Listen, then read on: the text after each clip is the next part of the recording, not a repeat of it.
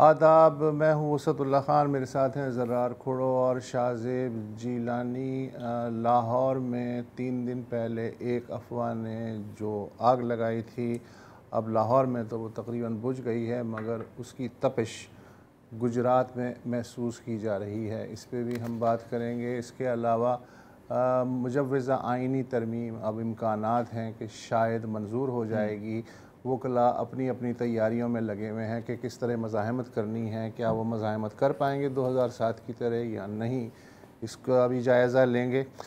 लेकिन पहले पाकिस्तानी इस्टेब्लिशमेंट जो मेज़बानी से अब तक थक चुकी होगी, इसलिए कि 2 दिन की शंघाई ताउन तंजीम का सरबराह इजलास मजाक नहीं था, उसके लिए दोनों शहर जो हैं उनके शहरी इस तरह शरीक थे कि वो अपने अपने घरों में रहे। आज इख्तिताम पजीर हुई मुश्तरका एलामिया जारी हुआ है। इसमें कहा गया है कि रियासतों की खुद मुख्तारी और इलाक़ाई सालमियत का एहतराम ही पायदार तरक्की की ज़मानत है। बाहमी इख्तलाफात व तनाज़ात बातचीत और मुशाहिदात के ज़रिए हल होने चाहिए। शंघाई ताउन कौंसिल के रुकन ममालिक सिक्योरिटी, तिजारत और सरमायाकारी और IT के शोबों में बिलखुसूस ताउन को मज़ीद फ़रोग़ देंगे। पाकिस्तान समेत जो SCO की 8 रुकन रियासतें हैं, उन्होंने चीन का रोड एंड बेल्ट मनसूबा जो है उसकी हिमायत की। भारतीय वज़ीर ख़ारजा जयशंकर, उन्होंने भी ख़िताब किया। उनका कहना था कि SCO के चार्टर में 3 चैलेंजेस वाज़ेह हैं: दहशत गर्दी, अलहदगी पसंदी और इंतहा पसंदी। हमें इन मसाइल पे खुले दिल से बातचीत की ज़रूरत है। अच्छी हमसायगी ही इलाक़ाई ताउन की बुनियाद है। अगर सरहद पार से दहशत गर्दी, अलहदगी पसंदी और इंतहा पसंदी की सरगर्मियाँ जारी रहती हैं, तो फिर तिजारत और तवानाई के शोबों में बाहमी राब्ता कैसे हो सकता है। SCO के रुकन ममालिक को इस हवाले से ठोस इक़दामात करने की ज़रूरत है। अगर हम तिजारत और ट्रांजिट से मुताल्लिक़ अपनी मर्ज़ी से फ़ैसले करेंगे तो इलाक़ाई ताउन और तरक्की कैसे मुमकिन है। अच्छा, अब अच्छी बातें और बहुत लोग मतलब इस पर फोकस कर रहे हैं कि जी बिल्कुल क्रॉस बॉर्डर टेररिज्म पर बात की है। अच्छा, दैट गोज बोथ वेज, ठीक है। और क्रॉस बॉर्डर टेररिज्म इस वक्त भारत को इस तरह की बातें नहीं करनी चाहिए, मेरा ख्याल है। क्रॉस बॉर्डर कह रहे हैं, ओवरसीज नहीं, ओवर क्रॉस कॉन्टिनेंट। ये तो इंटरकॉन्टिनेंटल बैलिस्टिक मिसाइल टेररिज्म थी ना। एनीवे, वो एक अलग बात। देखिए, अगर किसी का ये ख्याल था कि जी अब ओहो बस यार, अब बर्फ के ऊपर फ्लेम थ्रोअर मारे जाएंगे, बर्फ पिघल जाएगी, तो ऐसा तो हो नहीं सकता था। एहसन इकबाल कह रहे हैं थोड़ी सी बर्फ पिघली, थोड़ी सी पिघली है ना, लेकिन आई मीन देखो जितनी बर्फ है ओके, उसको पिघलने में टाइम लगेगा, अगर वो पिघलेगी भी सही, राइट। 6 फुट। दूसरा, अगर किसी का लोग इस बात पर खुश हैं कि यार गालम गलोच नहीं हुई, ये बहुत बड़ी अचीवमेंट, और ये एक बड़ी अचीवमेंट है। लेकिन ये मेरा ख्याल है कि भारत या पाकिस्तान की अचीवमेंट इतनी नहीं है जितनी SCO के फोरम की अचीवमेंट है। बिकॉज ये चाइनीज फोरम है, आपको पता है कि गोवा में तो SCO के इजलास में हो गई थी, गोवा में हो गई थी। सो ये दिस इज अ पॉजिटिव। और मेरा ख्याल है कि सबसे बड़ा पॉजिटिव ये नहीं है कि क्या हुआ SCO कॉन्फ्रेंस में, वो है कि SCO कॉन्फ्रेंस हुई इस्लामाबाद में, पाकिस्तान में, इस तरह के एक माहौल में। It is a boost for Pakistan. मुझे जो हैरत हो रही है इस बात पर यह सोचकर कि इस वक्त पाकिस्तान और भारत के ताल्लुकात शायद इतने बुरे नहीं है जितने भारत और कनाडा के ताल्लुकात। ये है, ये दिस इज इंटरेस्टिंग बिकॉज कल भी हमने इस पे मुख्तसरन बात की थी। उसमें पाकिस्तानी थोड़ा सुकून का सांस लेते हैं। वो तो हम तो चिल बैठे हुए हैं सर। वो कभी कभी कहते हैं ना कि sometimes the best strategy is कि आप कुछ ना करें। और ये मेरा ख्याल है डिस्टर्ब ना करें। इसमें तो डिस्टर्ब करना ही नहीं चाहिए सर। आप जाने, आपका काम जाने। ये अब तक क्या हुआ है इसमें, तमाम जो 5 आइज के ममालिक हैं, न्यूजीलैंड, जी शाह साहब, इससे ये भारत और कनाडा की तरफ जाएं, जो कि ज़ाहिर है कि बहुत ही एक इम्पॉर्टेंट टॉपिक है। मेरा ख्याल है कि हम ये, जिस तरह अभी वसत साहब ने बताया, हम कह सकते हैं बहुत आसानी से कि ये जो हुआ इजलास, ये नशिस्तन गुफ्तन बर्खास्तन था। लेकिन हमारा चूंकि सक्सेस का पैमाना इतना लो होता है, तो हम ये, वैसे हमें लग रहा था कि पाकिस्तान कुछ आलमी तन्हाई का शिकार है, लेकिन अब इतना बड़ा एक समिट आपने सक्सेस कर लिया, आफियत से गुजर गया, तो हम इसी में अपनी आफियत समझते हैं कि ये भी हमने कर लिया, तो चलें ये अच्छी बात है। जो बर्फ बात है, मेरा ख्याल है कोई भी नहीं एक्सपेक्ट कर रहा था कि कोई इसमें ब्रेक थ्रू होगा। दोनों साइड्स बहुत क्लियर हैं। लेकिन भारत और पाकिस्तान के हवाले से अगर मुलाकात ही हो जाती है, हाथ ही मिला लेते हैं, तो इस पूरे खित्ते के लोगों की जो एक ख्वाहिश है कि यहाँ इस खित्ते में अमन हो, तो वो उम्मीद थोड़ा सा और बढ़ जाती है। हाँ। तो एससीओ के हवाले से तो मेरा ख्याल है कि हम इतना ही कह सकते हैं। बाकी जिस तरह आप कह रहे हैं कि इस वक्त भारत का जो इंटरनेशनली जो एक पोस्चर बना हुआ है, जो हम कह सकते हैं कि एक एरोगेंस है, सेंस ऑफ एंटाइटलमेंट है, अब वो कनाडा की तरफ से आप बताएंगे कि ज़ाहिर है कि वो किस तरह कनाडा पे तो बात करेंगे। वही बात कर रहे थे ना शाहजेब के, देखिए गालम गलोच ना होना ही हमारे लिए बहुत है। वो है ना, फ्रैंकली स्पीकिंग, फराज का मिसरा नहीं तो सुना तुमने, रंजिश ही सही दिल ही दुखाने के लिए आप फिर से मुझे छोड़ के जाने के लिए वाह। अच्छा, उसमें ये है कि ये इसने जो शाहजेब ने बात की है कि जी नशिस्तन गुफ्तन बर्खास्तन, यार आसियान और यूरोपीय यूनियन के अलावा कोई ऐसा मुझे इलाकाई अलायंस दिखा दें जो नशिस्तन गुफ्तन बर्खास्त। ऐसा ही होता है, वो इस्लामिक कॉन्फ्रेंस को ले लें, अरब लीग को ले लें, अफ्रीकन यूनियन को ले लें, ले ही लें है। लेकिन ये कि बहरहाल मिलने से थोड़ी सी मिसअंडरस्टैंडिंग कम होती है जब आपस में बात होती है, इसके अलावा तो कोई यही है। जहाँ तक उम्मीद की बात है तो देखिए, मैं उम्मीद ऐसा दिल रखता ही नहीं हूँ जो उम्मीद करे, क्योंकि उम्मीद के साथ फिर मायूसी आती है। ये प्रेसिडेंशियल कोर्ट है, सेमी प्रेसिडेंशियल कोर्ट है। अच्छा, coming back to Canada and India, अभी तक क्या चल रहा है? अभी तक जितने भी फाइव आइज के ममालिक हैं, ऑस्ट्रेलिया, न्यूजीलैंड, यूके, यूएस, उन्होंने कनाडा की हिमायत की है। तो अगर भारत का ये ख्याल था कि यार जो हमारी जो मिलिट्री और इकोनॉमिक लिंक्स हैं इन ममालिक के साथ, वो हमें कवर देंगी और ये लोग हमारे साथ आएंगी, तो देखिए दोस्त अलग होता है, भाई अलग होता है। आप दोस्त हैं, कनाडा आप बिजनेस पार्टनर हैं, कनाडा भाई है। स्किन कलर का भी तो एक इशू होता है ना, ज्योग्राफी भी एक इशू होती है। अच्छा, अभी मैं देख रहा था जो रॉयल कैनेडियन माउंटेड पुलिस, जो कैनेडियन पुलिस का बयान है, तो उनका कहना है कि जी 8 लोगों को हमने गिरफ्तार किया हुआ है कनाडा में फॉर होमिसाइड, 22 लोगों को एक्सटॉर्शन के लिए। अच्छा, एक्सटॉर्शन वो क्यों होती है, करते हैं क्योंकि इन पर दबाव डालते हैं और फिर इनसे काम कराते हैं, तो उस नेटवर्क को भी पकड़ा हुआ है। लेकिन एक तो और बड़े मज़ेदार इंकशाफात सामने आई हैं कैनेडियन मीडिया की जानिब से। ग्लोबल न्यूज़ एक है उनका मीडिया आउटलेट, और वहाँ पर वो कह रहे हैं कि जी अब उनको ये पता लगा है कि Indian government Punjabi music star गुलूकार AP ढिल्लों के घर पे फायरिंग के भी पीछे थी। वो कनाडा में रहते हैं? कनाडा में रहते हैं। अच्छा, उनका खालिस्तान के साथ कतई कोई ताल्लुक नहीं है, सिर्फ ये है कि ज़ाहिर है कि पंजाब से उनका ताल्लुक है और वो सिख हैं, और इसके साथ साथ और भी माइनर एंड छोटे या बड़े क्राइम्स इंडियन गवर्नमेंट ने कराए हैं कनाडा में। अच्छा, अब आप कहेंगे कि क्यों? जैसे कि किसी सिख के घर पे आग लगा दी या ये कर दिया वो कर दिया। तो अभी मैं देख रहा था, अभी आज ही ये खबर आई है और बड़ी इंटरेस्टिंग है, कनाडा की CBC न्यूज़ की, जिसमें वो ऑफिशियल्स को कोट करते हैं और वो कहते हैं कि जी ये जो गवर्नमेंट इंडियन का ऑपरेशन था ना कनाडा में, वो सिर्फ इस बात तक महदूद नहीं था कि आप खालिस्तानी या प्रो खालिस्तान सिखों को आप टारगेट करें, बट आप जनरल सिख और इंडो कैनेडियन कम्युनिटी को टारगेट करें वायलेंट क्राइम्स में। तो आप सोचेंगे कि क्यों, अब इसका क्या मकसद होता है? तो उसमें ये लिखा हुआ है कि ताकि इंडियन गवर्नमेंट ये कह सके कि जी देखें कनाडा में क्राइम बढ़ता जा रहा है, वायलेंस बढ़ती जा रही है, और इसकी वजह सिर्फ ये है कि कनाडा ने अलैदगी पसंद सिखों को पनाह दी है। तो आप देखें कि किस लेवल पर ये चीज़ चल रही है।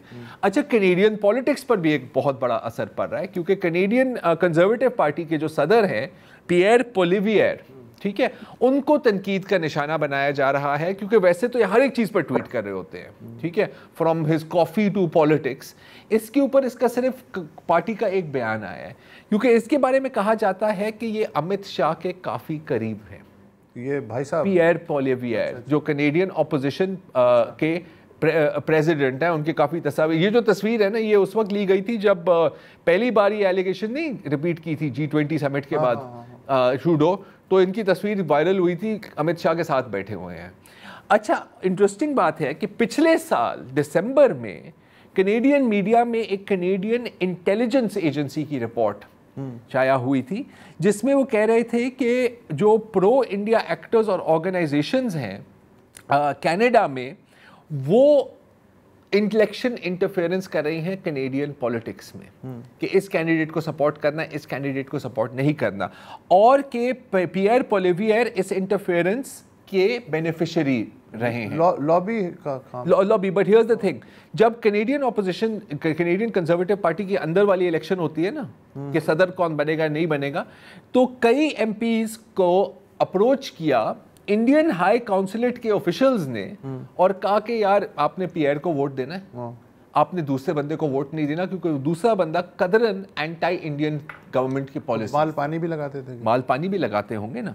अच्छा, अब एक पूरी इस पे तफसीली रिपोर्ट है, मैं उस पर नहीं जाऊंगा अभी। इनफैक्ट कोई 1 घंटा हो गया कि जस्टिन ट्रूडो ने एक स्टेटमेंट दी है और उसने कहा कि मैं वजीर आज़म हूँ तो मेरे पास तमाम इंटेलिजेंस रिपोर्ट्स आती हैं, और यहाँ सिर्फ 1 या 2 लोगों की बात नहीं है, मेरे पास पूरी लिस्टें हैं उन पॉलिटिशियंस की जो इंडिया से पैसे लेते हैं या उनसे फेवर्स लेते हैं, या जो इंडियन गवर्नमेंट टारगेट कर रही है for blackmail and political interference. एक साबिक इंडियन एम्बेसडर जो है वो कह रहा है ये नशई है, मैं इसके खिलाफ केस दर्ज ये अच्छा, इंडियन मीडिया पे अगर आप आए तो वो तो सर गेम या वही ये नशई है, इसकी बीवी ये है, लेकिन सोशल मीडिया को आप चेक करें तो इट इज अनदर स्टोरी। यार मतलब आपकी सोच है। अच्छा, कनेडियन मीडिया क्योंकि इस वक्त गुस्से में है, कैनेडियन मीडिया पे आ रहा है। अच्छा, ये आला है यार, ये बीजेपी आईटी सेल का, ये जरा फुल स्क्रीन पे कर देना ताकि लोगों को नजर भी आए। ये बीजेपी आईटी सेल को सलाम है कि एकदम एक ही ट्वीट दर्जनों बल्कि 100 अकाउंट से आ रही है कि मैं हिंदू हूं, मैंने पूरी जिंदगी कनाडा में गुजारी है और पहली बार मुझे लग रहा है कि मैं खतरे में हूं। फुल स्टॉप कॉमा भी सेम है sir, everything is the same. कभी कभी वो फ्लैग ऊपर नीचे हो जाता है, लेकिन बाकी 100%। और मैंने फैसला किया कि मैं कनाडा छोड़कर अपनी खूबसूरत भारत के पास वापस जा रहा हूं, वंदे मातरम। ये hundreds of people saying exactly the same thing, बिल्कुल 100% ऑर्गेनिक है, 100% ऑथेंटिक है। अच्छा, कैनेडियन मीडिया की अगर आप मीडिया पर्सनल्स की आप ट्वीट्स देखें तो वो अपनी जाहिर है कि हस्बे मामूल के यार ये इन्वेस्टिगेशन हुई है, उसके नीचे जो माँ बहन चल रही है ना यार, मतलब तौबा है, तुम ये हो, मैं तेरी शुक्र है फैमिली के साथ ये करूंगा। कैनेडियन जो है गोरा, उसे हिंदी नहीं आती। नहीं, ये इंग्लिश में भी कर दें ना, और ट्विटर पे ट्रांसलेट बटन भी होता है, तो कोई मसला नहीं है, सब समझ में आ जाता है 19-20। तो अब अच्छा, कैनेडियन मीडिया जाहिर है वहाँ पर एक बड़ी हार्ड लाइन ली जा रही है। वो कह रहे हैं कि जी ये कोई डिप्लोमेटिक स्पैट नहीं है, ये रियासती दहशत गर्दी है और हमारी तमाम रेड लाइंस आपने क्रॉस की हैं, और अभी हमारे पास और भी बहुत मवाद है जो हम सामने लाएंगे।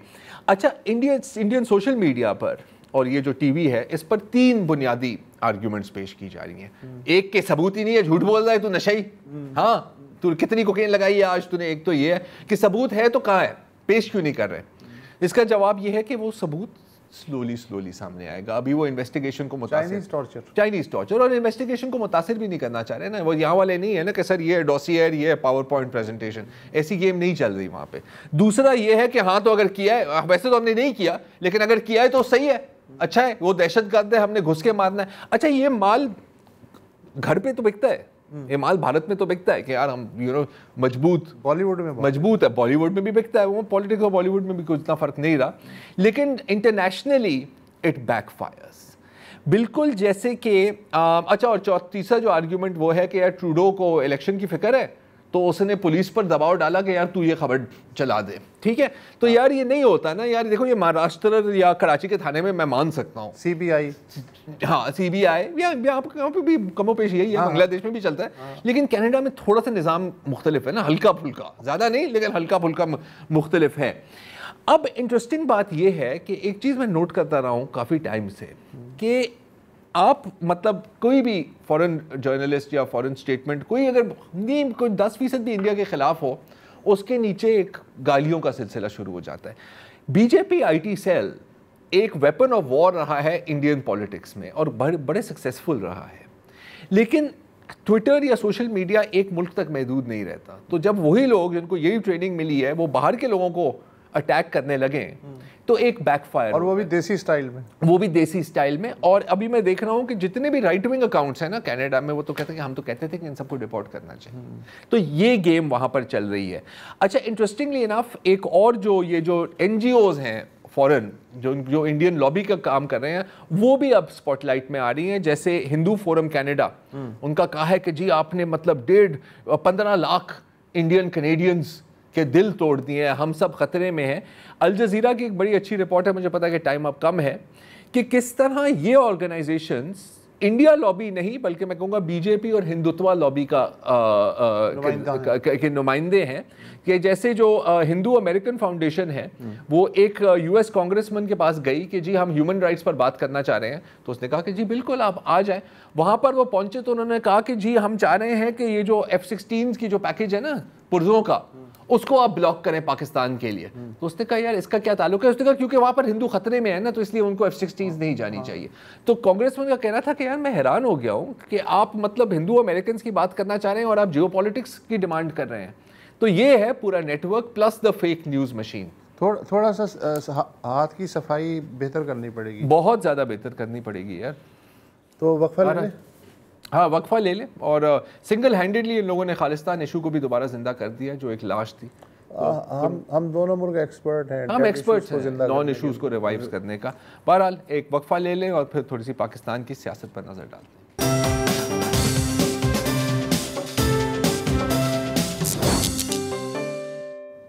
जी, तो प्रोग्राम में अब बात करते हैं कि मुल्क के अंदर सियासत में क्या चल रहा है। हमने कल देखा कि फजलुर रहमान साहब, बिलावल भुट्टो जरदारी के दरमियान 26वीं मुजव्वज़ा जो आइनी तरमीम है उसके हवाले से इत्तफाक हुआ। आज जमीयत उलमा इस्लाम, पीपल्स पार्टी की लीडरशिप जाती उम्रा में है। नवाज शरीफ साहब ने इशाया दिया हुआ है।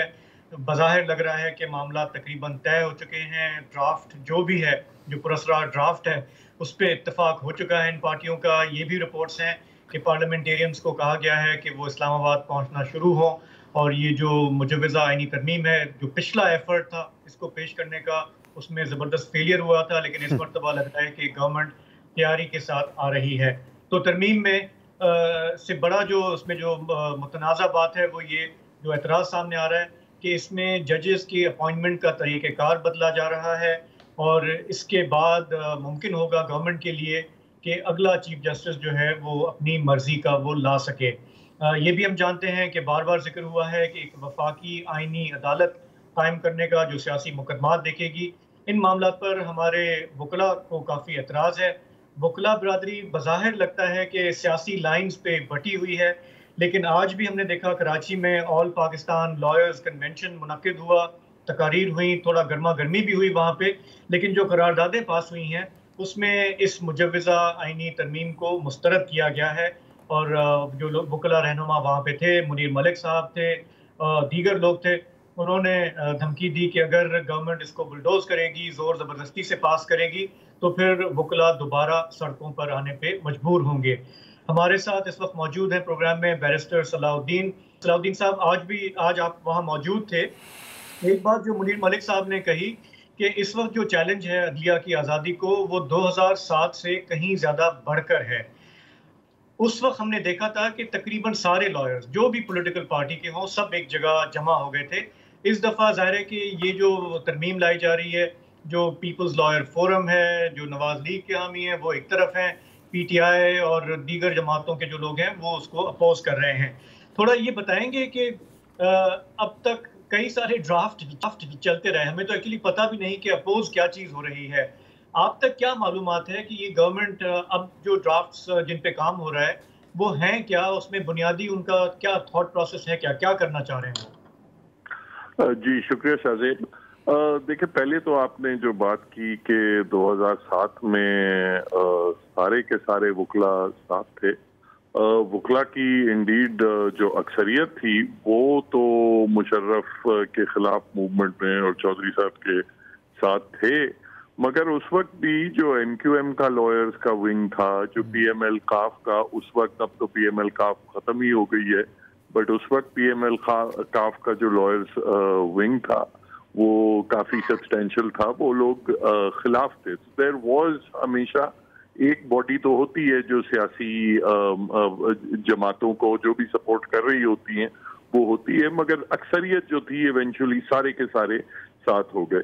मैं समझता हूँ इस बार भी वही ट्रेंड चल रहा है जो डिफरेंट पेशावर, लाहौर, इस्लामाबाद, कराची में जो और बलूचिस्तान के जो वकला हैं वो तो इस पर सबसे ज्यादा एक्टिव हैं। तो जो ट्रेंड यही चल रहा है, कंसेंसस बना है इन आईनी तरामीम के खिलाफ। अब दूसरी बात यह है कि इन तरामीम में क्या है। एक चीज तो मैं समझता हूँ कि तमाम पार्टीज का उस पर इत्तेफाक है। वो जो इनिशियल जो ड्राफ्ट था जो फेल हो गया था, जो लीक हुआ था, और जो इवन जो JUI की तरफ से जो ड्राफ्ट आया था उनमें दोनों में कॉमन ये बात थी कि आर्मी चीफ की जो मुकर्ररी और एक्सटेंशन और रीअपॉइंटमेंट के जो मामलात हैं उनको आईनी तहफ़्फ़ुज़ दिया जाए कि सिर्फ गवर्नमेंट की ये सवाबदीद ना हो कि आर्मी एक्ट को चेंज कर दे या आर्मी चीफ को रिमूव कर दे। उस पे तो तमाम सियासी जमातों का इत्तेफाक है कि आर्मी चीफ की प्रोटेक्शन लाजमी है। जहां तक फेडरल कोर्ट्स की बात है, अगर तो अब स्पेकुलेशन ही है, मगर अगर तो बात होती है आईनी बेंच की तो फिर मैं समझता हूं कि फिर भी उसमें फिर देखना पड़ेगा एग्जैक्टली कैसे कॉन्स्टिट्यूट किया है वगैरह, मगर it would be relatively less controversial. मगर अगर बात आईनी अदालत, एक नई अदालत कायम करने की होती है और ये मंसूर अली शाह साहब को छोड़ के कोई दूसरे तीसरे चौथे नंबर से किसी को चीफ जस्टिस बनाने की होती है, तो इस सूरत में कम से कम वकला का तो उसमें बहुत ही स्ट्रॉन्ग रिएक्शन आएगा। मैं समझता हूँ उसके बाद वकला डेफिनेटली मार्चेस भी होंगी और फिर जिस तरह आपने देखा कि जब एक बार वकला निकलते हैं तो फिर उनकी आड़ में पीछे फिर सियासी जमातें भी आती हैं, क्योंकि एक नॉनदलेस एक डिग्री ऑफ प्रोटेक्शन मिल जाती है जब वकला भी निकले होते हैं आगे। दूसरी चीज आप ये देखेंगे कि आपस में फिर अभी तक हमने सिर्फ जजेस की लड़ाइयां भुगत रहे हैं, फिर आप बराह रास्त अदालतों की लड़ाइयां देखेंगे। ये चैलेंज सुप्रीम कोर्ट में भी होगा, जो नई अदालत कायम होती है उसमें भी चैलेंज होगा, कौन उसमें बैठेगा, कैसे बैठेगा। सुबह आईजी साहब को सुप्रीम कोर्ट में तलब किया जा रहा होगा, दोपहर को फेडरल कॉन्स्टिट्यूशनल कोर्ट में किया जा रहा होगा। उसके बाद भी ये मामला भी जब हल कोई किसी नतीजे, नेचुरली फिर अगर इख्तिलाफी फैसले आते हैं तो फिर एट दी एंड इंतजामिया फिर डिसाइड करेगी कि नहीं हम इस अदालत के फैसले को इम्प्लीमेंट करते हैं, उस अदालत को नहीं करते। मगर आप मीडियम टर्म में भी फिर आप देखेंगे ये जो जुरिस्डिक्शनल डिस्प्यूट है कि कौन सा मुकदमा, सुप्रीम कोर्ट भी जो मुकदमा होगा वो कहेगी कि ये तो सिर्फ एक सिविल लॉ मैटर है, कॉमन लॉ मैटर है, ये हम इसको डिसाइड कर रहे हैं।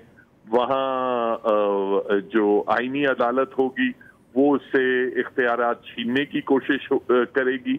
तो जिस तरह हमने आम जो अदालतों में देखा है, जब भी ये स्पेशल कोर्ट्स बनाए जाते हैं तो 10-10, 20-20 साल मुकदमों में यही लड़ाई होती है। आप देखें लेबर कोर्ट और एनआईआरसी में मजदूरों को 10-10, 15-15, बल्कि आज भी अब 2010 में कानून आया था, एक एनआईआरसी बनाई थी, एक लेबर कोर्ट बनाया था। आज 15 साल बाद भी लड़ाई ये चलती है कि मजदूर का जो मुकदमा है वो लेबर कोर्ट जाएगा या एनआईआरसी जाएगा।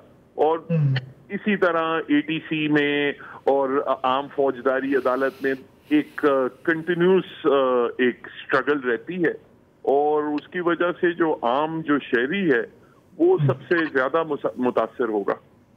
मतलब आम शहरी को इससे कोई फायदा नहीं होगा, और ये जो हमारे यहाँ एक पेचीदा निज़ाम है, हो सकता है कि ये जुरिस्डिक्शन के मामला पे ये और पेचीदा हो जाए। हम ये भी समझना चाह रहे हैं कि गवर्नमेंट की जो सेंस ऑफ अर्जेंसी है, इसका पॉलिटिकल मोटिव भी बज़ाहिर एक है। ये सिर्फ कोई जुडिशल रिफॉर्म्स का पैकेज उस लिहाज से नहीं है, इसमें एक बज़ाहिर एक वेस्टेड इंटरेस्ट भी नजर आता है गवर्नमेंट का। थोड़ा सा इस पे भी आपसे बात करेंगे, एक ब्रेक की तरफ जाना है।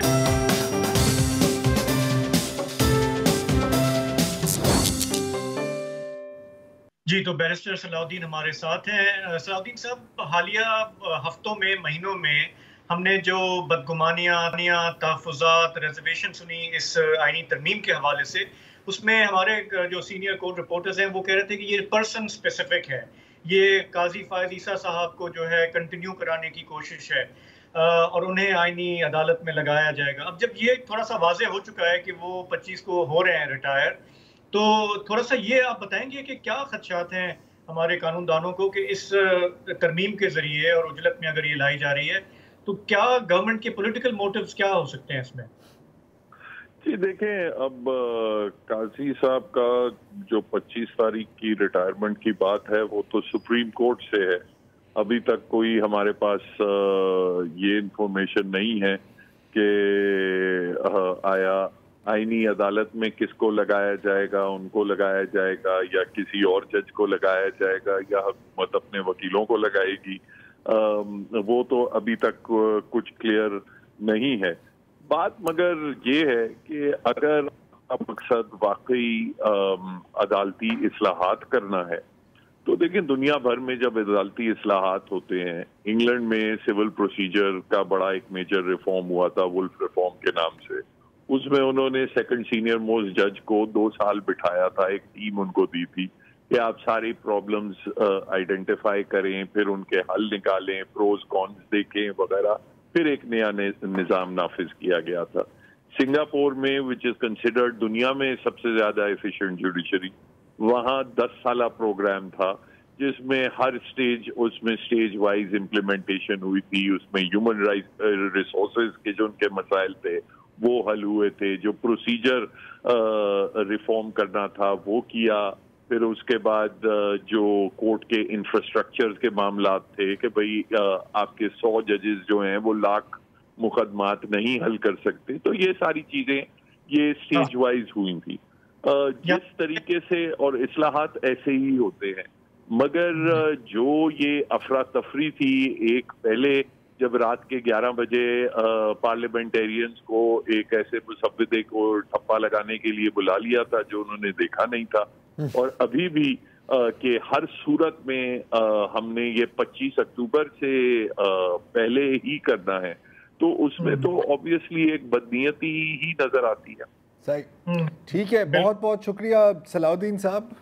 देखिए, अगेन सारी बात टाइमिंग पे ही आ जाती है ना, टाइमिंग और कॉन्टेक्स्ट पर। कुछ इस्लाहात होते हैं, जैसे अभी सलाउद्दीन साहब बोल रहे थे ना कि वो जो यूके में जुडिशल रिफॉर्म हुआ है, कुछ इस्लाहात होते हैं अवाम के फ़ायदे के लिए और कुछ होते हैं हुक्मरान के फ़ायदे के लिए। जो हुक्मरानों के फ़ायदे के लिए में होते हैं उन पर फिर आपको बहुत ज़्यादा सोचने की ज़रूरत नहीं होती। वो आप जल्दी जल्दी कराना चाहते हैं, और स्पेशली जब एक टिकिंग क्लॉक है आपके पास। 25 अक्टूबर आज क्या है, आज मतलब 9 दिन बाकी है ना यार, तो आपके पास टाइम नहीं है। और इस बार बज़ाहिर, जैसे आप भी कह रहे थे अभी शाहज़ेब, के लग रहा है कि इस दफ़ा तैयारियाँ कदरन बेहतर हैं। अच्छा, ऑन वन साइड कल मौलाना फजल रहमान आ गए सर, मैं तो मतलब कुछ तो तफसात हैं लेकिन बाकी सब सेट है। अभी वो मियां नवाज शरीफ के साथ मिल रहे हैं, शायद अनकरीब एक प्रेस कॉन्फ्रेंस देखने को मिले। और फिर जो यूजुअल टैक्टिक्स हैं, हाँ, वो भी बज़ाहिर इस्तेमाल किए जा रहे हैं।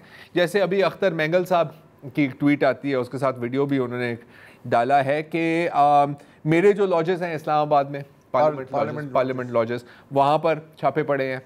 हमारी जो पार्टी सेनेटर हैं नसीमा एहसान, उनको अपने अपार्टमेंट तक कन्फाइन किया हुआ है। अगेन लॉजेस की बात हो रही होगी। और ये भी इल्ज़ाम लगाया है कि उनके बेटे को अगवा किया हुआ है। फिर वो एक और उनके हैं सेनेटर कासिम साहब, जो अख्तर मैंगल साहब का कहना है कि आज सुबह 8 बजे अपने डायलिसिस के लिए गए और उसके बाद लापता है। डायलिसिस के लिए गए, उसके बाद लापता है।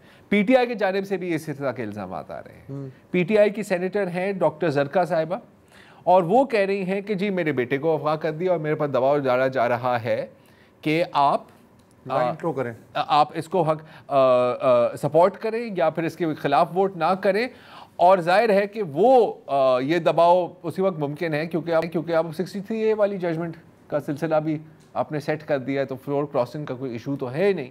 तो इस तरह से तो चीज़ें सेट हुई हैं। अगर इसको हम थोड़ा सा जूम आउट करके देखें ना शाहज़ेब और वसत, तो एक ट्रेंड सामने एक नज़र आता है कि अगर आप इस मुल्क की तारीख देखें, 5 लोग हैं जिनमें से अगर 3 भी अलाइंड हो जाएं तो हुकूमत का काम चल सकता है। वो हैं chief of army staff obviously, TGI, chief justice Pakistan, prime minister Pakistan और कुछ हद तक सदर पाकिस्तान। इस वक्त तो तकरीबन 5 के 5 ही अलाइंड लग रहे हैं, राइट। लेकिन अगर इनमें से 3 भी अलाइंड हो ना, तो मुज़ाहिर है ये चीज़ें होती रहती हैं। इनको आप फिर भी कंट्रोल अच्छा, कर सकते हैं। मुझे आखिरी जो पॉइंट है, sorry just one last thing, 2007 के साथ जो हम कंपैरिजन कर रहे हैं ना कि बुकला निकले, बिल्कुल दुरुस्त, अक्सरियत बुकला की निकली और उनके पीछे पॉलिटिकल पार्टीज की अक्सरियत निकली माइनस MQM एंड काफ। लेकिन इस दफ़ा सीन थोड़ा सा डिफरेंट है, बिकॉज इस दफ़ा कौन है अपोज करने वाले? PTI, कुछ हद तक मेरा ख्याल है कि जमात इस्लामी और फिर BNP और इस तरह की पार्टीज। तो वील हैव टू सी। मुझे थोड़ा सा मुख्तलिफ मंजर नज़र आ रहा है। अच्छा, इसलिए कि फ्रस्ट्रेशन इस पॉइंट पे पहुंच चुकी है कि आपने लाहौर का किस्सा तो देख लिया सर कि उसने इग्नाइट कर दिया। हाँ, हालांकि आपने लाख सफाइयाँ पेश की कि ऐसा कुछ नहीं हुआ और वाकई ऐसा बज़ाहिर कुछ नहीं हुआ, लेकिन उसके बावजूद आप देखें वो काबू में नहीं आ रहे। तो लोग जो हैं भरे बैठे हैं। एक मिनट, लोग भरे बैठे हैं और अगर फ़र्ज़ करें वो कला निकलते हैं तो वो एक इग्निशन होगा। उसके बाद तहरीक किसके हाथ में होती है, किसके हाथ में नहीं होती, कौन जाने, लेकिन लोग भरे हुए स्नोबॉल इफेक्ट। हाँ, स्नोबॉल तो इफेक्ट। उसमें ये भी ख़तरा हो सकता है कि अगर सड़क पे फैसला होने लगा, अगर अफवाह पे ये हो सकता है, तो जो एक्चुअल चीज़ होगी उस पर ज़रा सोचो क्या हो सकता है। अगर लोगों ने ये सोच लिया तो फिर उसके बाद पॉलिटिकल पार्टीज इररेलेवेंट होना शुरू हो जाएंगी। मुझे ऐसा खतरा, दैट इज अ पॉइंट। और देखिए बिल्कुल आपकी बात, मैं तो कर रहा हूँ ना कागजी कार्रवाई, इतनी पार्टियां, इतने लोग, इतनी ये, लेकिन जब चीज़ें फील्ड में आती हैं ना सर, तो फिर ये सारी कागजी कार्रवाई का कोई फायदा नहीं होता। देन वो जैसे जनरल पैटर्न किसी ने कहा था ना कि जो बेस्ट वॉर प्लान्स होते हैं ना, वो जब जैसी पहली गोली चलती है ना वो सारे प्लान्स गए। ऐसा ही है फिर चीज़ें। जी शाह साहब। नहीं, मैं वो पूछ रहा था मुसर साहब से, जब उन्होंने लाहौर की मिसाल दी तो वो क्या, वो जो लाहौर रेप वाला जो मामला है उसकी मिसाल दे रहे थे कि कैसे? जी, इनका यही कहना है ना कि अगर एक अफवाह पे, और बज़ाहिर अभी तक जितनी भी हमारी इन्वेस्टिगेशंस हुई हैं पूरी मीडिया की, तो ये इस खबर में कोई सदाकत नहीं थी। बज़ाहिर अभी तक यही लग रहा है, लेकिन अब तक काबू में नहीं आ रही। और वहाँ पर क्या हो रहा है उस पर भी मेरा ख्याल है कि अब हम 2 मिनट में बात करते हैं। तो आपका क्या ख्याल है? मैं आप दोनों से पूछना चाह रहा हूँ कि ये प्यार मोहब्बत से कॉन्स्टिट्यूशनल अमेंडमेंट आपका क्या ख्याल है? पास कर देंगे? हो जाएगी? जैसे सलाउद्दीन ने बड़ी अच्छी बात की कि जब आप रिफॉर्म्स ला रहे होते हैं अवाम के फायदे के लिए, मुल्क के फायदे के लिए, तो आप वाइडर कंसल्टेशन करते हैं, शफाफियत से वो डिस्कस होते हैं, उसमें कोई उजलत नहीं होती, कोई डेडलाइन नहीं होती 25 अक्टूबर की। आप चाहते हैं कि कौम उसमें आपके साथ हो और पॉलिटिकल पार्टीज उसको रिप्रेजेंट करती हैं। ये तो बहुत साफ नजर आ रहा है। वो तो है, वो है कि जो बड़ी जमात जी एक वार करना चाह रही है इंडिपेंडेंस ऑफ जुडिशरी पे, और इस तरह की तरमीम फिर हमें आगे जाके महंगी पड़ती है। नहीं, ये बात सब सही है। मैं सवाल आपसे ये पूछ रहा हूँ कि आपका क्या ख्याल है कि इस दफा कर जाएंगे? हो जाएगा? यार तैयारियां सारी नजर आ रही हैं। देखें, सबको आपने मना लिया है, ये 2 पार्टियां तो पहले से चाह रही थी। और दूसरा मत भूलें कि PTI के काफी सारे लोग ऐसे हैं जो टेक्निकली इंडिपेंडेंट हैं इस पार्लियामेंट में।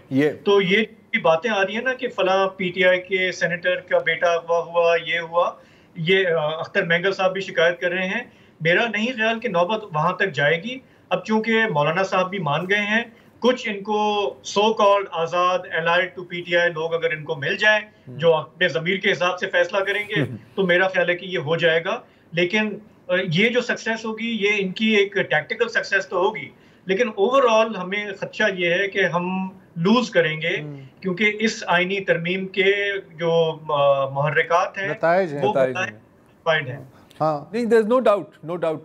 लेकिन यहाँ पर देखें, जितनी भी विक्ट्रीज होती हैं वो हमेशा टैक्टिकल होती हैं, हमेशा शॉर्ट टर्म होती हैं, क्योंकि हम देख रहे होते हैं यार अगले 2 हफ्ते, अगले महीने। लेकिन उस ऐसी विक्ट्री जिसमें सिर्फ हुक्मरान अशराफिया शरीक हो और आम आदमी शरीक ना हो, उसके बाद पेंडोरा बॉक्स जो है चौक में खुलता है। कभी कभी ये भी होता है और उसके बाद पता है दमादम मस्क अंदर होप रखनी चाहिए।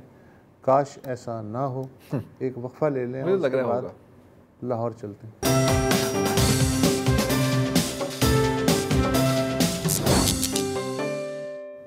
Welcome back. अगरचे हुकूमत पंजाब, पुलिस और FIA समेत तमाम मुतल्लिक़ा इदारे इस नतीजे पे पहुँच चुके हैं कि लाहौर पिछले 3 दिन से रेप के जिस मुबैना वाक़े के सबब मफलूज है वो वाक़या दरअसल सोशल मीडिया पे ही वक़ूअ पज़ीर हुआ। अब तक ना कोई मुतासरा मिली है, ना गवाह दस्तयाब हो रहा है और ना ही कोई तिब्बी या कानूनी रिकॉर्ड। ताहम आज इस वाक़े की तपिश लाहौर से ज़्यादा गुजरात शहर में महसूस हुई। हमारे डॉन TV के नामा निगार बराए गुजरात आसिम रज़ा, उन्होंने जो हमें तफसीलात भेजी हैं उसके मुताबिक पंजाब कॉलेज समेत दीगर कॉलेजों के मुश्तल तलबा ने कॉलेज के बॉयज़ कैंपस और कुछ ही फासले पे वाक़े गर्ल्स कैंपस की इमारत पे हल्ला बोल दिया। फर्नीचर, गेट, दरवाज़े, कंप्यूटर्स, खिड़कियाँ जो भी हाथ लगा तहस नहस करने की कोशिश हुई। डंडों और हॉकियों से मुसल्लह मोटरसाइकिल सवार तलबा ने बॉयज़ कैंपस के एक गार्ड को अपने हदफ पे रख लिया और उसे मार मार के वहीं हलाक कर दिया। इसका नाम अज़हर हुसैन बताया जाता है और उसका ताल्लुक़ नवाही इलाक़े जलालपुर जट्टा से है। पुलिस ने मुतवफ़ी गार्ड के बेटे की मुद्दियत में एक FIR दर्ज कर ली है और दूसरी FIR जो कॉलेज के वाइस प्रिंसिपल हैं उनकी मुद्दियत में दर्ज हुई है। अब तक 100 से ज़ायद तलबा को हिरासत में लिया जा चुका है। इनमें से 42 को दोनों FIRs में नामज़द किया गया है, जबकि 200 से ज़ायद नामालूम अफराद का भी FIR में तस्करा है। पुलिस दीगर की तलाश में छापे मार रही है। ज़िले इंतज़ामिया ने हालात की संगीनी के पेश नज़र 3 दिन के लिए तमाम सरकारी और निजी कॉलेजेस बंद करने का सर्कुलर जारी किया है। इस दौरान वज़ीर आला पंजाब मरियम नवाज़ ने लाहौर में एक प्रेस कॉन्फ्रेंस में एक वकील फैसल जट के ट्विटर अकाउंट्स के कुछ स्क्रीन शॉट्स भी दिखाए। वज़ीर आला का कहना था कि यहाँ से सोशल मीडिया पे अफवाह जंगल की आग की तरह फैलना शुरू हुई। फैसल जट के एक स्क्रीनशॉट पे लिखा है कि जिस लड़की के साथ रेप हुआ वो ICU में दाखिल थी और वहाँ उसकी मौत वाक़ई हो गई। बताया गया है कि फैसल जट एक सियासी जमात का सरगर्म रुकन भी है। FIA के साइबर क्राइम विंग ने भी एक रिपोर्ट में मुतअद्दिद लोगों के ट्विटर अकाउंट और टिकटॉक के अकाउंट्स के स्क्रीन शॉट्स जारी किए हैं, जिन्होंने बकौल FIA इस अफवाह को फैलाने में ख़ासा मुतहर्रिक किरदार अदा किया। वज़ीर आला मरियम नवाज़ के हमरा एक तालिबा भी थी जिसे सोरिया पे रेप के वाक़े के चश्मदीद गवाह के तौर पे पेश किया जाता रहा जी। इस लड़की ने बताया कि इसका ताल्लुक़ उसी कैंपस से है जहाँ कहा गया कि रेप हुआ है। मैंने दूसरे कैंपस के स्टूडेंट से ये वाक़या सुना और फिर मीडिया ने जब मुझे घेरा तो मैंने ये कहानी दोहरा दी। वज़ीर आला का कहना था कि जिस बच्ची को रेप विक्टिम के तौर पे सोशल मीडिया पे पेश किया जा रहा है उसके बारे में दावा किया गया कि रेप हुई है, लेकिन रेप का वाक़या बताया जा रहा है दावे के मुताबिक कि 10 अक्टूबर को पेश आया, जबकि ये बच्ची रीढ़ की हड्डी की तकलीफ़ के सबब 2 अक्टूबर से हॉस्पिटल में दाखिल थी। ये रेप विक्टिम नहीं थी बल्कि इसके बहाने सियासी मकासद हासिल करने की कोशिश की गई।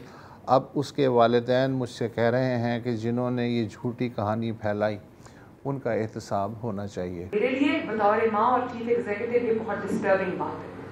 तो मैं आपके तवस्सुल से एक मैसेज देना चाहती हूँ कि जो इसमें इन्वॉल्व है उसको मैं छोड़ूंगी नहीं। जो इसके अंदर सहाफ़ी इन्वॉल्व है, व्लॉगर इन्वॉल्व है, जो अकाउंट्स इसमें इन्वॉल्व है, जिसने ये प्रोवोक करने की कोशिश की है, जिसने ये इंसाइट करने की कोशिश की है, जिसने उस बच्ची को उसके वालिदैन को बदनाम करने की कोशिश की है, सारा आपके सामने ये पूरे अकाउंट्स हमने निकलवा लिए। इनके खिलाफ क्रैक डाउन होगा, क्योंकि ये मेरी बात नहीं है। मेरे ऊपर आप जो मर्जी बात करें, मैं रिएक्ट नहीं करती। लेकिन जहाँ पर किसी की बेटी का सवाल आ गया, किसी इज्जतदार खानदान का सवाल आ गया, तो ये मैं होने नहीं दूंगी इंशाअल्लाह। इस हद तक आपकी सियासत अगर गिर गई है तो आपको चेहरा अपना शीशे में घनाना, आईने में चेहरा देखना है। वज़ीर आला ने कहा कि अब पंजाब हुकूमत इस केस की मुद्दई है और वाक़यात के तमाम किरदारों के ख़िलाफ़ कार्रवाई होगी। आज प्रोग्रेसिव स्टूडेंट्स क्लिक है जी, उसने भी लाहौर में एक मुज़ाहरा किया, गवर्नमेंट कॉलेज यूनिवर्सिटी से लेके पंजाब असम्बली हॉल तक।